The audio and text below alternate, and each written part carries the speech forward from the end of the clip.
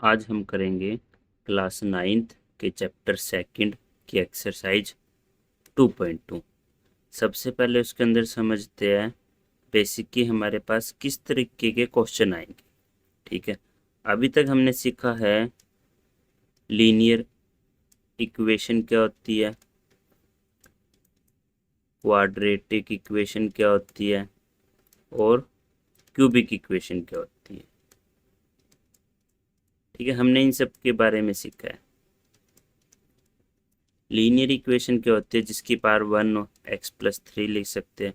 Quadratic equation क्या लिख सकते हैं, y का स्क्वायर प्लस में y-3। क्यूबिक इक्वेशन क्या लिख सकते हैं, x का क्यूब -10। ठीक है, ये हमारे तीनों इक्वेशन के एग्जाम्पल है। अब इस एक्सरसाइज के अंदर क्या है, वो ये कहेगा कि इस पोलिनोमियल की, ये पोलिनोमियल है, इस पोलिनोमियल की वैल्यू बताओ अगर x की वैल्यू 0 हो। ठीक है, तो हम ये कैसे करेंगे, x+3 put x is equal to 0। अगर हम x की जगह 0 रख देंगे तो हमारा आंसर क्या आएगा, 3। तो इसकी वैल्यू हो जाएगी, x+3 की वैल्यू आएगी यहाँ पे 3।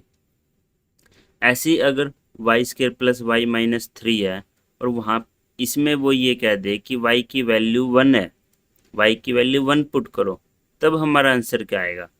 देखो इसमें क्या करेंगे, जहाँ जहाँ पे y है वहाँ वहाँ पे 1 रखेंगे, ये 1 यहाँ पे रखेंगे तो 1 बनेगा, ये 1 बनेगा क्योंकि y की वैल्यू 1 रखनी पड़ेगी, और -3। देखो क्या बनेगा, 1 का स्क्वायर प्लस 1 -3, 1 + 1 -3, 2 -3, तो आंसर आएगा -1। तो इसके अंदर वैल्यू क्या आएगी हमारी, -1। ऐसे ही थर्ड इक्वेशन है ये। अगर वो यहाँ पे कहता है कि at x is equal to 4, इसका मतलब है जहाँ पे x है वहाँ पे 4 रखेंगे, तो इसका क्या बनेगा, देखो x का क्यूब -10, यहाँ पे लिखेंगे put x is equal to 4। तो 4 का जब हम क्यूब करेंगे -10 लिखेंगे, तो 4 का क्यूब हमारा होगा 64, -10, तो आंसर आएगा हमारा 54। तो यहाँ पे value of x³ -10 at x is equal to 4 is, value क्या आएगी 54। एक तो हमें इस तरीके के क्वेश्चन करने हैं एक्सरसाइज 2.2 में। उसके बाद हमारे पास आते हैं स्टेटमेंट के क्वेश्चन। स्टेटमेंट हमारी कैसे बनेगी, इसको समझाने के लिए मैं एक सिंपल एग्जांपल लेता हूँ कि एक स्टेटमेंट दे रखी है कि एक लड़का है मोहन। ठीक है, एक मोहन की मदर है, मोहन मदर। वो कह रहा है कि मोहन की मदर की एज मोहन से 3 गुना ज़्यादा है। तो हमें इस तरीके के क्वेश्चन में सबसे पहले ये देखना कंपैरिजन किन को हो रहा है। मोहन की मदर का मोहन से कंपैरिजन हो रहा है। ठीक है, क्या कंपैरिजन हो रहा है कि मोहन की मदर की एज है 3 गुना है मोहन के साथ। तो जो छोटे वाला जो कम वाला है उसको मानेंगे हम x, और मोहन की मदर कितनी हो जाएगी 3x। ठीक है, तो हमारी स्टेटमेंट ये है कि मोहन की मदर की एज मोहन की एज की 3 गुना है, और जब उन दोनों को प्लस करते हैं मोहन और मोहन की एज को, तो हमारा आंसर आता है 80। ठीक है, तो हमें बताओ मोहन और मोहन की एज कितनी, मोहन और मोहन की मदर की एज कितनी है। ठीक है, हमारे पास ये है स्टेटमेंट। तो इसमें क्या करेंगे, देखो सबसे पहले हमें देखना है ये x और 3x दे नहीं रखा, ये हमें अपने आप फाइंड आउट करना है कि ये क्या बनेगी स्टेटमेंट। ठीक है, अब हम यहाँ से देखते हैं मोहन की एज x है, मोहन के मदर की 3x है, और वो कह रहा है कि दोनों को प्लस करते हैं तो 80 आएगा। तो हम लिख सकते हैं मोहन की एज x है, मोहन की मदर की 3x है, x + 3x is equal to 80, 4x is equal to 80। तो x की वैल्यू आएगी, 4 यहाँ से डिवाइड में जाएगा तो x की वैल्यू आएगी 20। ठीक है, x की वैल्यू अब 20 है तो 3x की वैल्यू कितनी आ जाएगी, 3 मल्टीप्लाई 20 60, यानी कि आज के टाइम पे मोहन की एज है 20 ईयर्स और मोहन की मदर की एज कितनी है 60 ईयर्स। ठीक है, इस टाइप के हमारे पास क्वेश्चन आएंगे। यहाँ पे मैंने प्लस करा है, वो माइनस भी कर सकता है, वो ये भी पूछ सकता है कि मोहन की मदर और मोहन की एज का जो डिफरेंस है वो 40 ईयर्स है। देखो तो हम क्या करेंगे, मोहन की मदर की एज 3x है, मोहन की एज x है, कितना डिफरेंस है 40, तो 2x इज इक्वल टू 40, तो x की वैल्यू आ जाएगी हमारे पास 20। सेम x की वैल्यू हमारे पास 20 आ गया तो मोहन की मदर की एज भी आ जाएगी हमारे पास। ठीक है, अब हम इसके बाद इसके क्वेश्चन करके देखते हैं 2.2 के। 2.2 का जो फर्स्ट क्वेश्चन हम देखते हैं वो है ये, find the value of the linear polynomial 5x minus 3। ठीक है, ये हमें लीनियर पोलिनोमियल दे रखा है 5x माइनस 3, हमें इसकी वैल्यू बतानी है कब, जब x की वैल्यू 0 हो, x की वैल्यू -1 हो, x की वैल्यू 2 हो, यानी कि हमें 3 क्वेश्चन सोल्व करने होंगे इसमें। ठीक है, तो सबसे पहले क्या करेंगे, 5x माइनस 3 यहाँ पे लिखेंगे put x is equal to 0, तो यहाँ पे 5 मल्टीप्लाई 0 माइनस 3, 5 से 0 मल्टीप्लाई होएगा 0 माइनस 3, तो आंसर आ जाएगा -3। यहाँ पे हम लिख देंगे value of 5x minus 3 at x is equal to 0 is -3। इसका मतलब है 5x माइनस 3 की जो वैल्यू है ना, x की वैल्यू 0 रखने पे इस पूरी की वैल्यू आएगी -3। ठीक है, उसके बाद हम सेकंड पार्ट करेंगे। Second part same 5x minus 3, यहाँ पर x की वैल्यू कितनी रखनी है -1, तो यहाँ पे हम ये लिखेंगे put x is equal to -1, तो क्या बनेगा 5 मल्टीप्लाई -1 -3। अब देखो ऐसा नहीं है कि -1 को -3 से सोल्व कर दो, हमारे पास एक फॉर्मूला होता है बोर्ड मास का, bracket of divide multiply add और सब्ट्रैक्ट। हमें सिर्फ इसमें ये याद रखना है कि सबसे पहले डिवाइड या मल्टीप्लाई होगा, उसके बाद ऐड और सब्ट्रैक्ट होगा। ठीक है, अब देखो इस पूरी इक्वेशन में पहले ये मल्टीप्लाई होगा, 5 को -1 से मल्टीप्लाई करेंगे -5 -3 बच्चा, अब यहाँ पे आंसर आएगा हमारा -8। ठीक है, तो सेकंड का हमारा आंसर हो गया -8। तो value of 5x minus 3 at x is equal to -1 is कितनी होगी, इसकी वैल्यू माइनस। ठीक है, अब थर्ड क्वेश्चन देखते हैं, x is equal to 2। Third part के अंदर 5x माइनस 3 है। ठीक है, तो put x is equal to 2, x की वैल्यू अगर हम 2 रखते तो क्या बनेगा 5 मल्टीप्लाई 2 माइनस 3, 5 2 जो 10 -3, तो इसका आंसर आ जाएगा हमारे पास 7 थर्ड का। ठीक है, देखो ऊपर ये सारी लीनियर इक्वेशन थी, सिंपल है, x की वैल्यू 0 रख दो, x की वैल्यू -1 और x की वैल्यू 2, जो आंसर हमारा आएगा उसको कहेंगे हम वैल्यू ऑफ लीनियर पॉलिनोमियल। उसके बाद हम देखते हैं सेकंड क्वेश्चन। सेकंड क्वेश्चन में क्या है, सेम फर्स्ट की तरह है, सिर्फ लीनियर इक्वेशन की जगह दे दी क्वाड्रेटिक इक्वेशन। ठीक है, सिर्फ थोड़ी सी मल्टीप्लिकेशन ज़्यादा हुई है, बाकी सारा सेम है। देखो अब ये पहला क्वेश्चन कैसे होगा, तो हम सबसे पहले 7s² माइनस 4s प्लस 6 लिखेंगे। हमें क्या करना है, इसकी वैल्यू 0 पुट, तो put s is equal to 0, जहाँ जहाँ पे s है वहाँ वहाँ पे 0 रख दो, यहाँ पे 0 रखेंगे, यहाँ पे 0 रखेंगे। ठीक है, अब देखो ये 7 मल्टीप्लाई, तो लिखेंगे 7 मल्टीप्लाई 0 का स्क्वायर -4 मल्टीप्लाई 0 प्लस में 6। हमने पढ़ा था सबसे पहले मल्टीप्लाई या डिवाइड होगा, देखो ये मल्टीप्लाई में है क्योंकि 0 मल्टीप्लाई 0 कि मल्टीप्लाई 7, तो इन तीनों की मल्टीप्लाई करेंगे और इनकी मल्टीप्लाई करेंगे। 7 को जब इससे मल्टीप्लाई करेंगे तो 0 आएगा, माइनस 4 को 0 से मल्टीप्लाई करेंगे 0 आएगा, प्लस 6। तो यहाँ पे हमारा फर्स्ट का आंसर हो जाएगा 6। ठीक है, अब सेकंड देखते हैं। सेकंड में क्या है, इक्वेशन तो सेम है, हमें s की वैल्यू चेंज करनी है। दोबारा लिखेंगे 7s का स्क्वायर माइनस 4s प्लस में 6, put s is equal to, s की वैल्यू कितनी रखनी है, -3। ठीक है, तो जहाँ जहाँ पे s है वहाँ वहाँ पे -3 रख देंगे। देखो 7 मल्टीप्लाई s का स्क्वायर है तो लिख देंगे -3 का स्क्वायर। ठीक है, माइनस में 4 मल्टीप्लाई माइनस का 3। देखो ये मल्टीप्लाई में है, 4 और s मल्टीप्लाई में, तो सबसे पहले इनको मल्टीप्लाई करेंगे और इसको, यहाँ पे बचता है +6।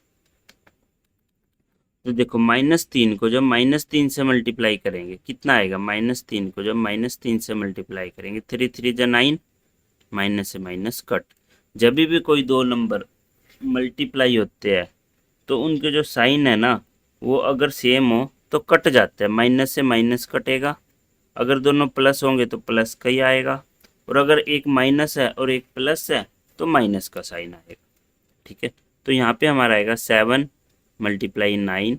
अब देखो यहाँ पे ये जो माइनस है ये 4 के साथ लगा हुआ है। ठीक है, तो -4 को -3 से मल्टीप्लाई करेंगे तो आंसर आएगा प्लस का 12 प्लस 6।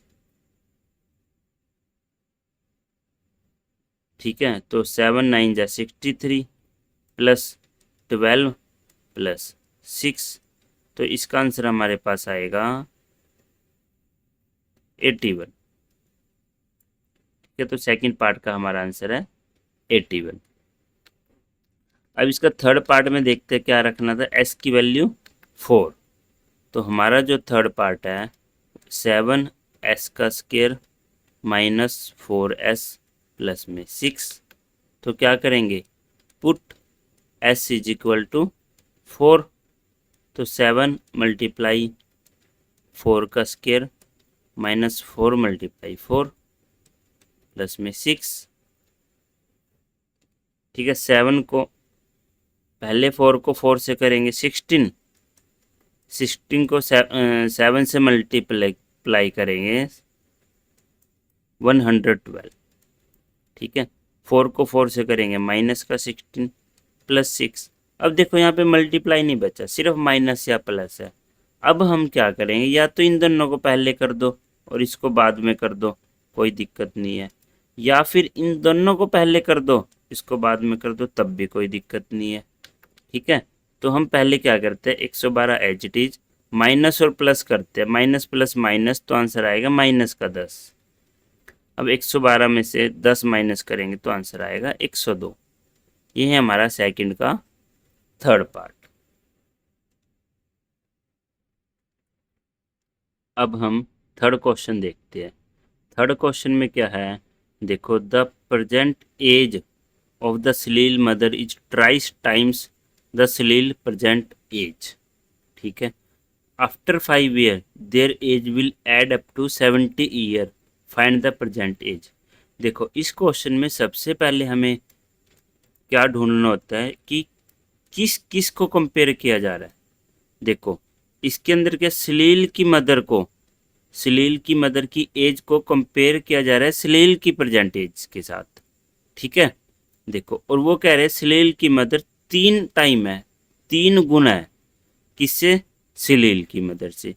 इसमें एक तो ये याद रखो, अगर 3 टाइम्स आए इसका मतलब है मल्टीप्लाई 3, अगर ट्वाइस आए इसका मतलब है मल्टीप्लाई 2, लेकिन अगर आए मोर देन, 2 मोर देन, या फिर 3 लेस देन, तो इसका मतलब है प्लस करना है 2 और इसका मतलब है माइनस करना है 3। इन चीज़ों का हमें ध्यान रखना है। ठीक है, अब देख, तो वो कह रहा है कि सलील की प्रेजेंट एज के मुकाबले में मदर की एज 3x है। तो कंपेयर किसको किया जा रहा है? सलील की मदर को किससे कंपेयर किया जा रहा है? सलील की एज से। तो जिससे कंपेयर किया जाए या जो छोटा हो उसको हमेशा हमने x मानना है। ठीक है, तो हम यहाँ पे लिखेंगे लेट सलील प्रेजेंट एज कितनी है? x। तो लेट सलील मदर एज कितनी होगी? 3x। सलील मदर्स प्रेजेंट एज 3x। अब वो कह रहा है, अगर वो सिंपली कह देता कि इन दोनों की एज को ऐड करा है तो इतना आया, जैसे कि मैंने तुम्हें बेसिक में समझाया था।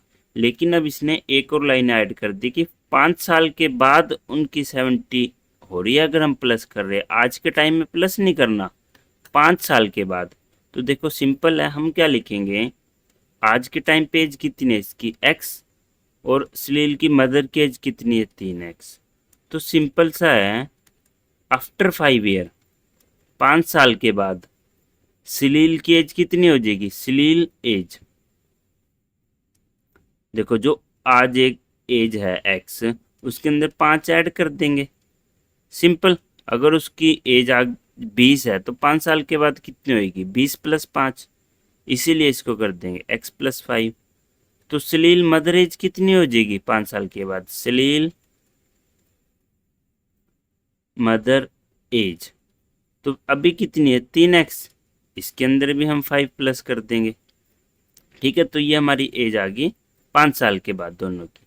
अब वो कह रहे हैं कि इसको हम लिखते हैं अकॉर्डिंग टू क्वेश्चन। जो भी हमें बुक में दे रखा होता है स्टेटमेंट जो हमारी बनती है, देखो will add up to 70 year, तो हम इसको लिखते हैं according to question. According to question का मतलब है इन दोनों को जब हम प्लस करेंगे तो 70 आएगा। ठीक है, तो यहाँ पे हम डायरेक्ट लिख देंगे x + 5 सलील की एज है, सलील की मदर की एज है 3x + 5। इन दोनों को जब प्लस करेंगे तो आएगा 70। ठीक है, तो अब x और 3x कितना आएगा? 4x। 5 और 5 कितना आएगा? 10 = 70। तो 4x = 70 - 10, 4x = 60। x की वैल्यू आ जाएगी 60/4 = 15। ठीक है, तो उसने क्वेश्चन में पूछा था फाइंड द प्रेजेंट एज। ठीक, तो दोनों की प्रेजेंट एज बतानी है। सलील की प्रेजेंट एज कितनी है? x हमारा आया है 15, और मदर कितनी है? 3x, यानी कि 3 को 15 से मल्टीप्लाई कर देंगे। ठीक है, तो यहाँ पे लिख देंगे now present age of Salil 15 year. ठीक है, present age of Salil mother वो कितनी थी? 3x। 3x का मतलब 3 × 15, 45 ईयर। ठीक है, देखो सिंपल है, सलील की मदर की एज 3x है क्योंकि वो 3 टाइम्स है सलील की मदर से और सलील से। तो सलील की कितनी है? x। सलील की मदर की है 3x। अब वो कह रहे हैं कि 5 साल के बाद अगर उनकी एज को ऐड किया जाए तो 5 साल के बाद x + 5 हो जाएगी सलील की, और सलील की मदर की हो जाएगी 3x + 5। और अगर 5 साल बाद इन दोनों को ऐड किया जाए तो 70 आता है। तो हमने ये ऐड करके 70 कर दिया, x की वैल्यू आ गई। यहाँ से हमारे पास सलील की एज आ जाएगी और सलील की मदर की एज आ जाएगी। अब हम फोर्थ क्वेश्चन देखते हैं। फोर्थ क्वेश्चन है the difference between 2 positive integer is 63। The ratio of the 2 integer is 2:5। जब भी हमें रेशो दे रखा हो 2:5, इसका मतलब होता है हमेशा 2x और 5x। ठीक है, अब देखो हमें इसका मतलब है हमें 2 इंटीजर दे रखे, एक है 2x और एक है 5x, और पहली लाइन में बता रखा है डिफरेंस है उन दोनों के बीच का। Difference between two positive integer 63, यानी कि ये देखो एक तो है 2x, एक है 5x। तो देखो देखने से पता चल रहा है ये वाला छोटा होएगा क्योंकि 2 लगा है, x की तो जो वैल्यू आएगी आएगी, लेकिन सेम 2 से मल्टीप्लाई होएगा और सेम 5 से मल्टीप्लाई होएगा। ये बड़े से मल्टीप्लाई हो रहा है तो बड़ा नंबर ही आएगा, ये फिर छोटे से मल्टीप्लाई हो रहेगा तो छोटा ही आएगा। और वो कह रहा है कि इनका डिफरेंस है जो वो 63 है, यानी कि बड़े में से जब हम छोटा माइनस करेंगे तो हमारे पास आएगा 63। तो हम इसको ऐसे लिखेंगे, देखो लेट फर्स्ट पॉजिटिव इंटीजर, दो है ना, लेट फर्स्ट पॉजिटिव इंटीजर, ठीक है, वो हमारा कितना है 5x मान लो या 2x मान लो, जो मर्जी मान लो, ये 2x मान लिया मैंने, ठीक है। उसके बाद लेट सेकंड पॉजिटिव इंटीजर, वो हमारा है 5x, एक 2x है तो अगला 5x है। अब अकॉर्डिंग टू क्वेश्चन में क्या जाएगा, देखो वो कह रहा है कि जो स्टेटमेंट दे रखी है उनका डिफरेंस 63 है, यानी कि हम लिख सकते हैं अकॉर्डिंग टू क्वेश्चन 5x में से जब हम 2x माइनस करेंगे तो आएगा 63, ठीक है। 5x minus 2x 3x is equal to 63, तो x की वैल्यू आएगी 63 डिवाइड बाई 3, तो इसको आंसर आएगा 21, 3 2 जा 6, 3 1 जा 3, तो x की वैल्यू कितने आ गई 21। तो अब जो हमारा फर्स्ट पॉजिटिव नंबर था, फर्स्ट पॉजिटिव इंटीजर, वो कितना देखो 2x, यानी कि 2 मल्टीप्लाई 21 42। सेकंड कितना है 5x, तो सेकंड जब हम निकाल लेंगे तो 5 से मल्टीप्लाई कर देंगे, 5 मल्टीप्लाई 21, तो ये हमारा आ जाएगा 105। तो हमारा फर्स्ट पॉजिटिव नंबर ये है और सेकंड पॉजिटिव नंबर है। तो चेक करो क्या इन दोनों का डिफरेंस 63 आ रहा है।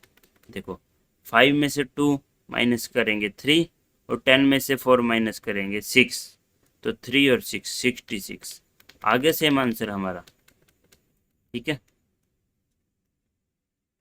तो ये हमारा था फोर्थ क्वेश्चन। अब हम देखते हैं फिफ्थ क्वेश्चन। फिफ्थ क्वेश्चन में क्या है, देखो थोड़ा ये ध्यान से करना और इसके साथ साथ कम से कम 3 बार प्रैक्टिस करना, तब जाके ये क्वेश्चन तुम्हें बिल्कुल अच्छी तरह आएगा।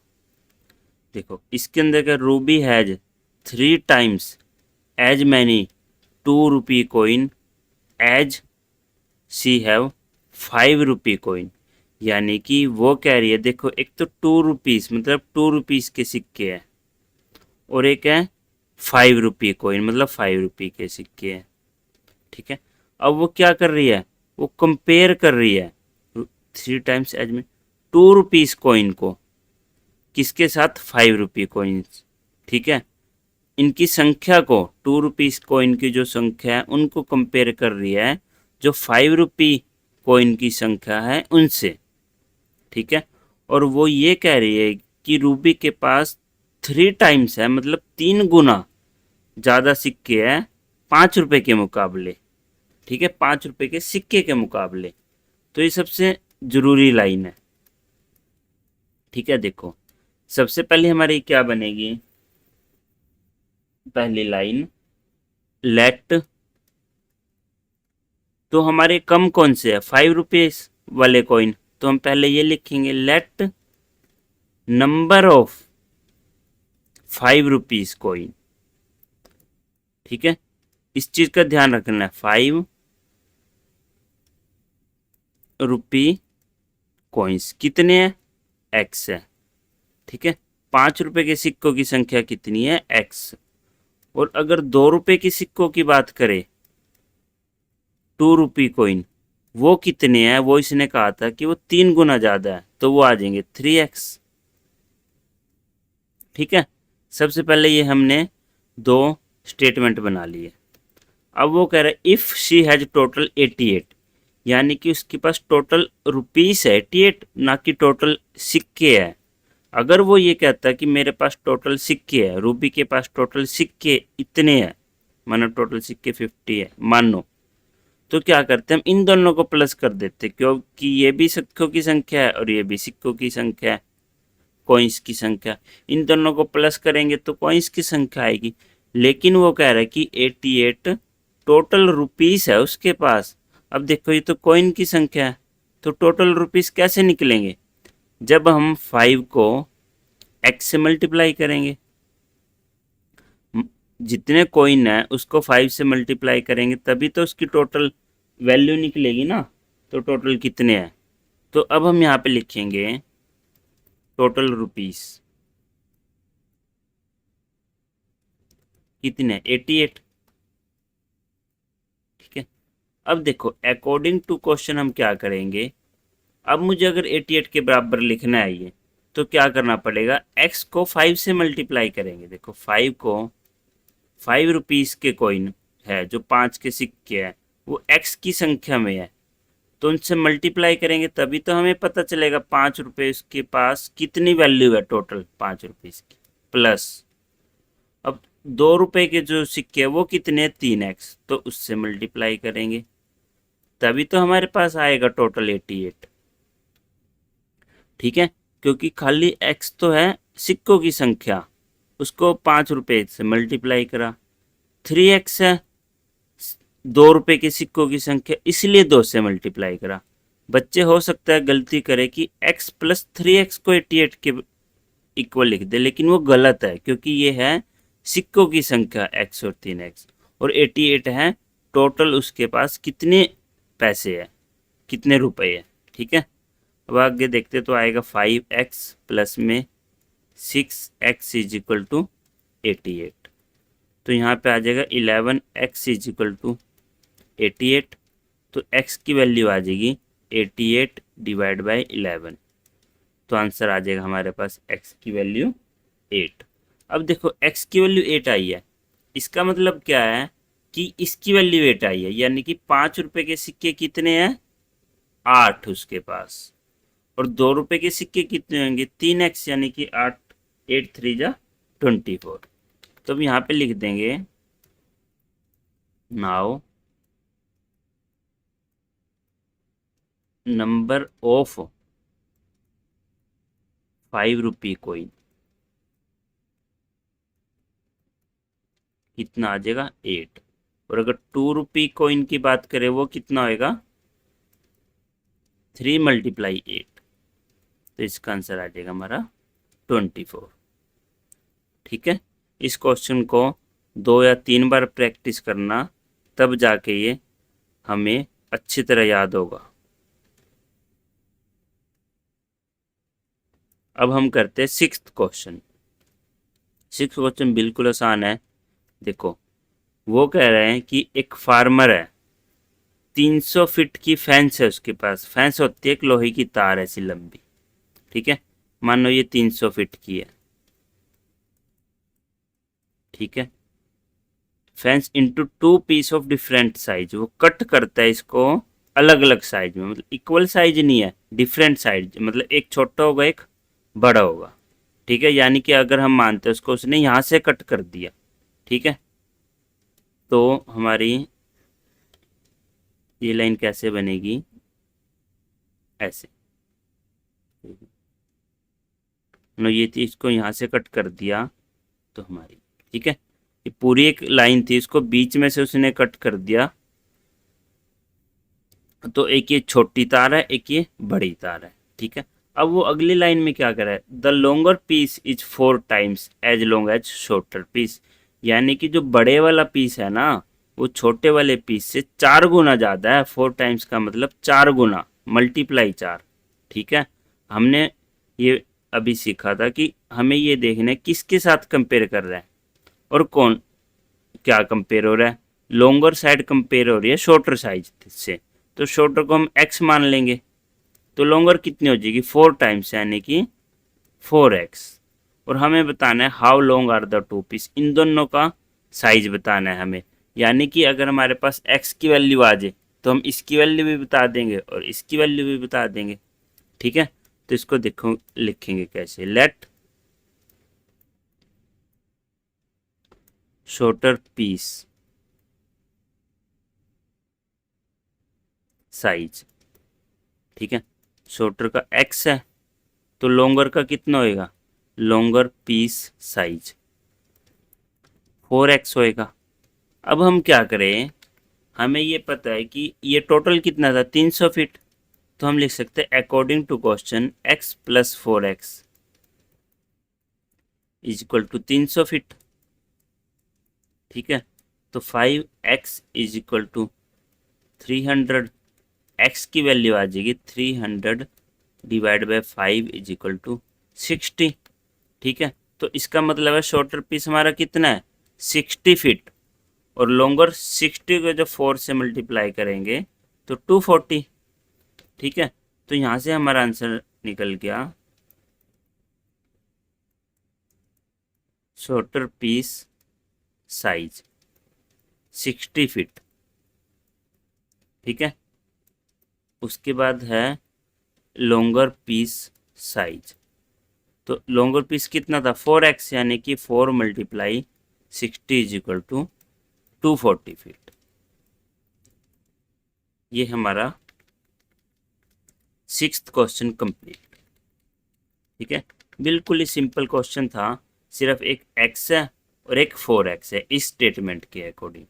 ठीक है, क्योंकि लॉन्गर साइड है 4 टाइम्स, और इन दोनों को प्लस कर देना क्योंकि टोटल लेंथ थी 300 फीट, तो x की वैल्यू आ जाएगी और हमारे ये दोनों आंसर आ जाएंगे। अब हम करते हैं 7th क्वेश्चन। 7th क्वेश्चन की स्टेटमेंट है if the length of rectangle is 3 more than twice its width. देखो, विड्थ होती है चौड़ाई, लेंथ होती है लंबाई। एक रेक्टेंगल है, ठीक है। अब इसके अंदर देखो, कंपेयर किसके साथ किया जा रहा है, इसके साथ। मैंने बताया था जिसके साथ कंपेयर किया जा रहा है उसको मानना है x। किसको कंपेयर किया जा रहा है, लेंथ को। ठीक है, तो विड्थ हमारी कितनी होगी x। अब जिसको कंपेयर कर रहे हैं वो कैसे कर रहे हैं, देखो, length of the rectangle is 3 मोर, मतलब 3 प्लस करेंगे, then twice of it width, यानी कि विड्थ को ट्वाइस का मतलब 2 से मल्टीप्लाई करके 3 प्लस करेंगे तो हमारी आएगी लेंथ। ठीक है, देखो, ट्वाइस इट्स विड्थ मतलब 2x, और क्या करना है 3 मोर मतलब 3 प्लस भी करना है। ठीक है, इसको हमें ऐसे ध्यान से बनाना है। तो हमारा इसके अंदर क्या लाइन बनेगी कि लेट विड्थ ऑफ रेक्टेंगल कितनी है x। ठीक है,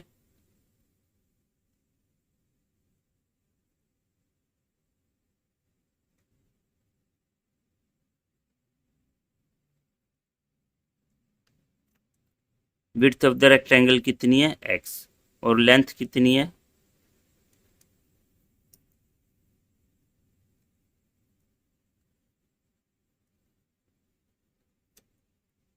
ठीक है।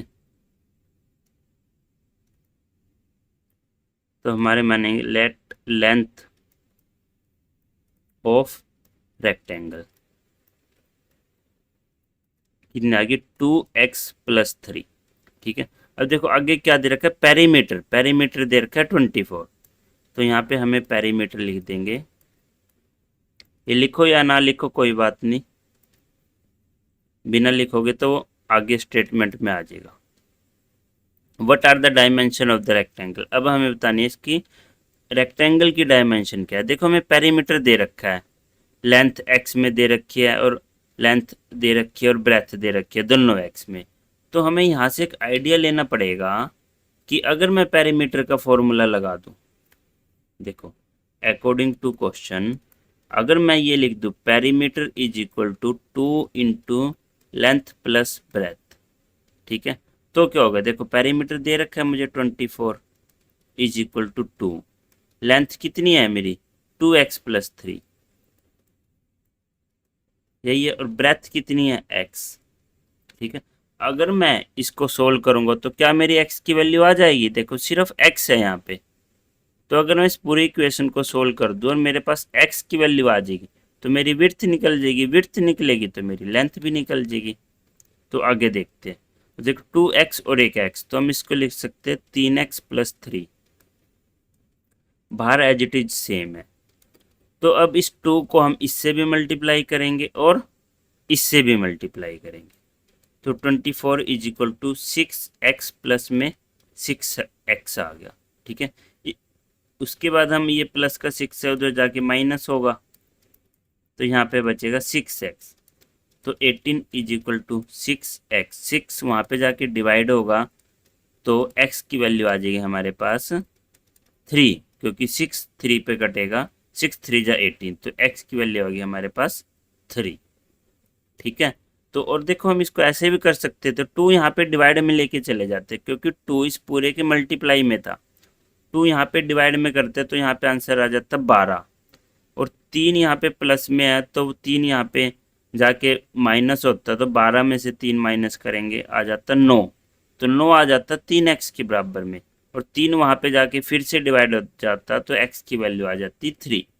ठीक है, वैसे करो या ऐसे करो, हमारे x की वैल्यू आएगी 3। तो अब हम लिख देंगे हमारी विड्थ आ गई है कितनी 3 सेंटीमीटर, तो हमारी लेंथ कितनी होएगी, हमने ऊपर लिखा था हमारी लेंथ है 2x प्लस 3। ठीक है, तो यहाँ पे लिख देंगे 2x प्लस 3, यानी कि 2 मल्टीप्लाई x की वैल्यू 3 प्लस 3, 3 2 जब 6 प्लस 3 इज इक्वल टू 9। तो हम यहाँ पे लिख देंगे हमारी length is equal to 9 centimetre और width is equal to 3 centimetre. हर एक क्वेश्चन सोल्व करके ऐसे लास्ट में जो हमसे पूछा गया था वो लाइन और उसका आंसर लिख के ऐसे बॉक्स बनाना है और उसके बाद लिखना है आंसर। ये प्रेजेंटेशन का सबसे अच्छा तरीका है। यहाँ से हमारा 7th क्वेश्चन कंप्लीट। वीडियोस बनाने हैं, फिल्मोरा है ना,